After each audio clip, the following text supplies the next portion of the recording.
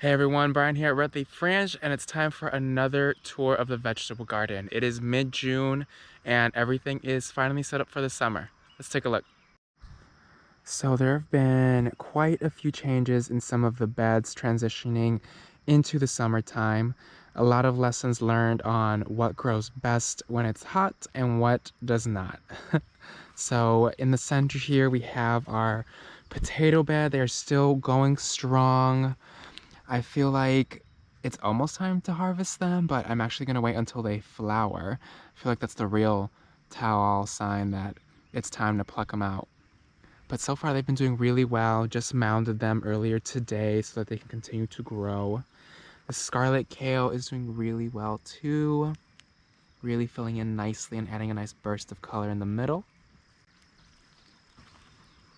And on the center trellis, we actually had peas growing, but as things started heating up, they started cooling down. So we transitioned into some beans, planted some black beans along the ground here to keep providing that nitrogen in the soil. I think they'll grow up the trellis really nicely and fill out a lot nicer than the snow peas did. Towards the end of the bed, we have our okra. And they finally got comfortable and are really starting to take off. Now I know just one okra plant produces a lot, so I'm excited to see how much we'll have with 6 of them. I've been really looking into the local farmers market because I really do want to start distributing to the neighborhood and show people really what we're doing here. I've been showing a lot of people online what's been going on, but I really want to make it known in the actual town what we're doing here and inspiring other people to try something new and different, because showing a lot of the locals around here what we're doing, we're definitely not following the conventional routes of farming or gardening. We're really making it our own, and I think that's what's exciting people. Over here, we still have some kale, but I decided to switch out a lot of the kale and the spinach because most of it was starting to bolt. Luckily, these weren't, so we're keeping them just to keep them growing throughout the summer and see how they do. For the transition, I actually planted sorrel in the center. Something I definitely learned from the last placement of this bed is we planted a lot of spinach and kale, and really we just didn't need that much. A lot of it ended up going to waste, and we weren't able to maintain and upkeep it as much as we wanted to because there was so much. And with less plants, it'll be a lot easier to take care of them the way that they need and for them to grow more abundantly. So we have the sorrel in the center, and we planted buckwheat around as well to bring nutrients back into the soil and help break up the soil and get it ready for a nice fall harvest too. Not sure what we're gonna do for the fall yet. On these 4 corners here, we have Malabar Spinach, which is a heat-loving spinach, and it actually vines. So I am excited. I'm trying something new here. Not sure how it's gonna go, but I feel like it would look really pretty if it works out well. I have a lot of training wire trained around this bed, as you can see. So I'm hoping that the spinach climbs up and fills these 2 layers around this bed. And I think if it fills in right, it'll look so nice. It'll look beautiful. The espalier trees are looking lovely. I think they're really getting the hang of this training. They're growing really well. Seem to be liking it. And when winter comes around, we'll be able to prune them so that they can grow even better next year. And hopefully they grow a 3rd tier and we can just keep going upward. So you can see the perennial beds are looking absolutely divine. I mean, come on. These lilies are crazy. They're so beautiful. Wow. Our strawberry patch is doing really, really lovely. They're starting to produce a lot. We're actually getting nice, bountiful harvests. They seem to be really happy. So we tried a few things here. We tried the rocks that were painted like strawberries, and I don't think it worked because the birds already had a taste of ripe strawberries, so they knew what the difference was. We also had some bamboo sticks with pie tins tied to them and dangling around to scare the birds away. But honestly, it just wasn't aesthetically pleasing. So we went in another direction and we got fake snakes. They had a cool little element to the beds and it's actually been working. We had a huge, or honestly the biggest harvest we had of strawberries so far, and most of them were unpecked. So I think they're really working. We have another one over here and they're really realistic. Actually, we had a friend come by with their son and she got spooked. She's like, "Don't freak out, son." And she got closer and she realized it was fake. Oh my gosh, look at this peach tree. It's filling in beautifully. Now, when it goes dormant and winter comes around, we're actually going to cut this entire top stalk off, because peach trees actually grow their best when there's a big opening in the center and light gets on these leaves here and it grows outward and it starts looking like a bowl. When it goes upward, it can be a little tricky because a lot of the leaves down here start losing light. And it's just the trick of the trade to make your peach trees produce abundantly.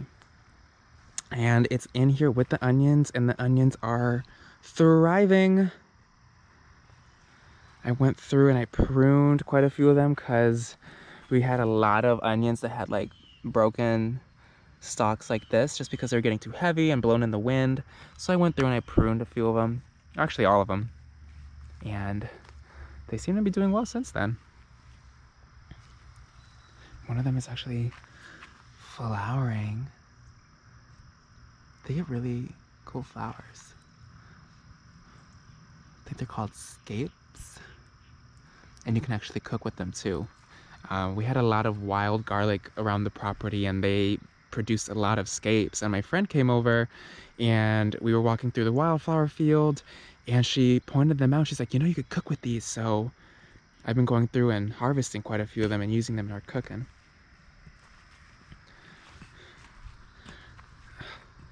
Now we have our tomato bed. The tomatoes have been growing so well. I'm so excited for the tomatoes.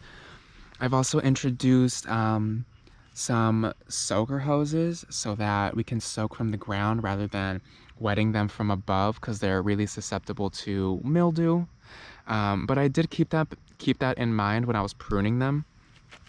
I'm just sure when I prune to make sure that there's really nice airflow going through the stalks and stems so that there isn't water that just lingers and hangs on there so mildew doesn't produce. They're doing so well. A lot of them are flowering. Been learning some really neat tricks about when they flower. If you want to pollinate them, you can just give them a little a little tap around and it'll help get them pollinated. I've also seen people with toothbrushes, those electric toothbrushes, and they come and just vibrate the flower, and that seems to work really well too. Wow, some of them are actually producing fruit finally. So excited. Now we have to get our jarring and canning game going.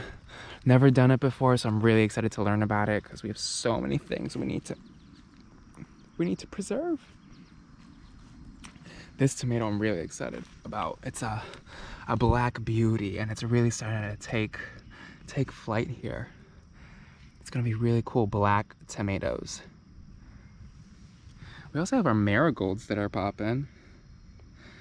I know marigolds can be quite basic, but when they grow really big like this, they're so beautiful and they smell so good, and they can actually be used in cooking too. They have a really interesting and unique flavor and scent, Really good for the chickens too.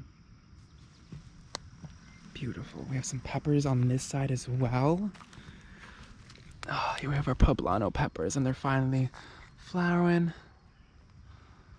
Oh, so excited.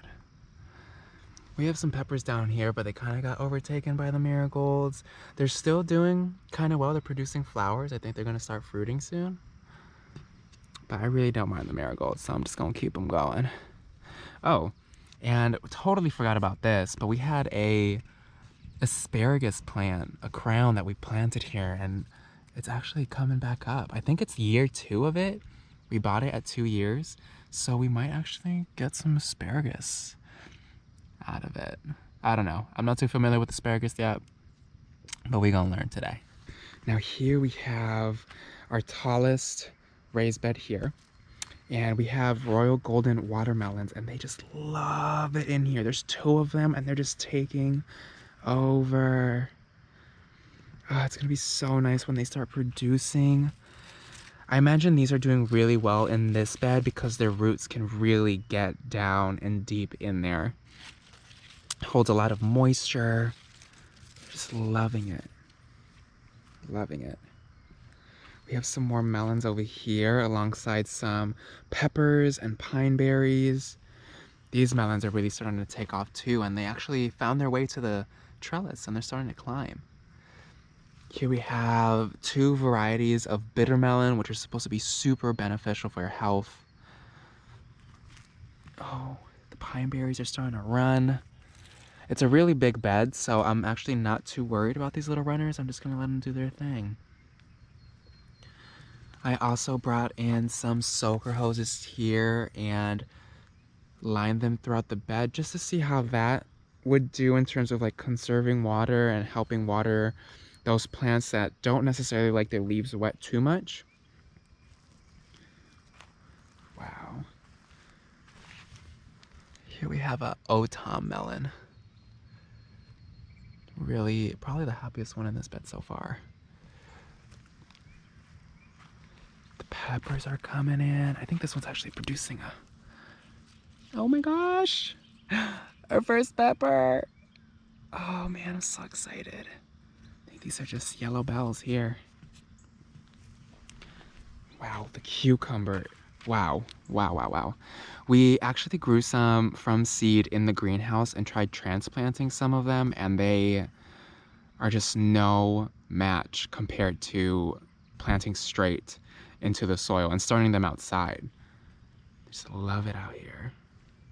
And the zucchini too. Oh man, the zucchini rampicante is thriving.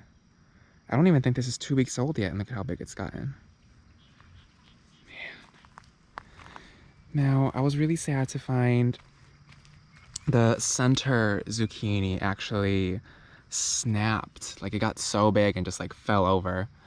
And I don't know if it's gonna make it. It's a pretty severe snap.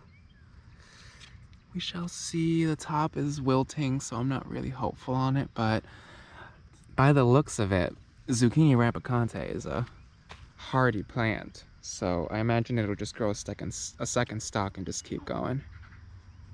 Now we are on our way to the corn bed. Also decided to do some soaker hoses here because they like a lot of water and I don't want to waste water. So I think this is the best way of conserving it and really ensuring that the water is getting to where it needs to go. But the glass gem corn is really starting to take off. The peaches and cream is loving it. They're so big. Wow. Definitely the most successful corn that we have so far. Funny story over here. I actually planted some dragon tongue beans here, envisioning them climbing up the arch and filling over. But I found out after the fact that dragon tongue is actually a bush bean, so it wouldn't climb up the trellis the way I envisioned. So I actually planted some black beans here, some pole beans, and that should live out the vision that I have in mind. I just moved the dragon tongue beans over there because there's a lot of extra room over there, and I think the more beans in the corn bed the better because it'll help bring all that nitrogen in and keep them happy. I mean, they're already so happy. Wow. Here we have our Japonica. This was actually a transplant and actually the biggest cornstalk that we have. Our success story. The Japonica transplant that lived and thrived. But it's actually flowering. Super exciting. We're actually gonna get some corn. Just waiting for its silks to come out. So that, oh, I think I actually see some of them. Oh, just kidding. No, I don't. But once those silks come out, we're gonna start pollinating. The other ones seem to be coming in. It's so funny to see just how different they do. Like, look how small that one is. But some of them are like medium growth and then the super large one. Interesting. Corn is interesting. Very, very interesting. But they're all doing quite well. This is our maize negro, our black corn. And that actually seems to be doing pretty well also. We have our atomic orange right over here, and it's luckily it has flowered before the black corn because that means we have control over pollination. So I actually went ahead and pollinated these already because some silks came out. And a neat little trick for pollinating corn, you grab little tassels here, and these are full of all the pollen. You cut them off, and you just sprinkle them onto the silks, and that's how you pollinate your corn to get those nice kernels. Super cool. So here is what used to be our cauliflower bed, and I actually planted some Chinese spinach, amaranth, really beautiful, colorful, leafy green in these four plots here. They went in as seed, still haven't seen them sprout. Over here we have Brussels sprouts, and they are just taken off. I hope they make it through the summer. I know some Brussels like it cooler. I was actually thinking of putting a shade cloth over this bed to help them in the heat. Definitely gonna try that. Over here, we have all of our flowering lettuce, and I think it's similar to bok choy. Actually, I don't know. It was a microgreen mix, but we have a lot of seeds of that, so we're gonna go ahead and collect those soon. Really pretty, actually. But it's almost time to replace this bed. Not sure what to put in next. Maybe some more lettuces? The Swiss chard is really hanging in there. Still looks really beautiful. We pluck from it quite frequently, so I'm not surprised. Over here we have some more Brussels sprouts. I really love Brussels sprouts, so I wanted to make sure we had a lot of it. And especially, like, one of the greatest joys of gardening is being able to provide food for my family, and my family that doesn't have, you know, the fortune of having a garden like this. So it's really nice to send food back home to Chicago and help them out. Here we have our red cabbages, and they're really starting to take off now that we got that really big cabbage out of there. I feel like they can finally suck up some nutrients. And now this little cabbage is falling behind, but we'll see. It's probably time to replace this broccoli too. I think we got the last sprouts that are gonna do well for the season. Oh, over here, our quinoa is actually taking hold. Look at it. It's pretty big now. And actually, it looks really similar to another, they would consider it a weed here. So it's really interesting to see how it grows this way. But it's really pretty. I'm excited about it. And I separated them. Now we have some growing here too. This was a really small one, but it's starting to grow a little bit. We shall see how it goes. But really, I think having two of them will be more than enough because they produce quite a bit. Over here, we have our eggplants. I'm telling y'all, I have been really having a tough time with the eggplant. Flea beetles are merciless. They just don't care about you at all. They want that eggplant no matter what. So now I had to build a little, like, quarantine tent for the eggplant. And sadly, I actually ended up trapping a lot of the flea beetles that were in there, so I started farming some flea beetles. But I actually got a really great tip from someone to put fly traps inside. And I've actually been seeing a lot of flea beetles get stuck in there, so really, really great tip. And a lot of the new growth on the eggplant seems much better than the other leaves, so I'm really hopeful. I haven't seen that many, but when I see them, I just pluck them. I'm really determined to have eggplant, y'all. We're going to have eggplant. So here we have our sweet potato bed, and man, it just took over so fast. They weren't kidding when they said it grows like a weed, but it's really beautiful. I've been training it up the little teepee I got here. It's been so nice. Whew. Super happy with it, and it's just such a beautiful plant. And it's nice that it's growing abundantly like this, because you can eat it. You can eat the leaves like spinach. The sunflower and herb bed by the chicken coop is really, really filling in beautifully. They're getting so tall. These are mammoth sunflowers. Oh, they're beautiful. And I'm not sure if you can tell, but the sun sets to the west here. So a lot of the light in the afternoon is just like beaming down on the chickens. So I think the sunflowers are really going to add a really nice layer of shade for them. And once we get seeds, we'll be able to feed that to the chickens. The herbs are growing so abundantly with marigolds.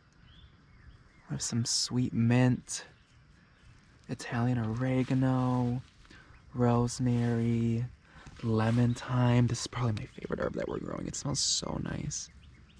Oh my god, it smells amazing. Oh, I love it so much. And I've been introducing it to the chicken food and the chicken water too. They've been really enjoying it. Wanted to show you how the girls are doing. They have been loving the run life. Sadly, we have way too many of them now, so we actually have to sell a few of them. It's gonna be so hard to let them go. Hello? Hi? Hi. They're all super friendly. A little timid, but really so sweet. I think in about 3 months, the speckled Sussex, the brown ones, are going to start laying, so that's going to be a new adventure in itself. Then we have Mr. Cockerel, the head honcho. He doesn't let anyone near him. I'll befriend you. Just you wait, I'll befriend you. An update on our compost. It's been filling in really, really nicely. Ever since we turned it over, it has been consistently active.